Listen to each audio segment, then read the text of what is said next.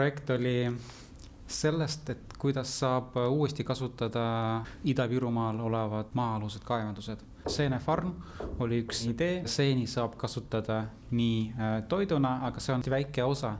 Tegelikult me saame neid kasutada mitmes valdkonnas, ravimites, uute materjalide loomises, pakendid. Ma analüüsisin, kuidas saab paremini planeerida neid maa-aluseid seenefarme ja uurisin, kuidas saab majandada nii, et ta muutuks ka praktiliselt jäätmevabaks.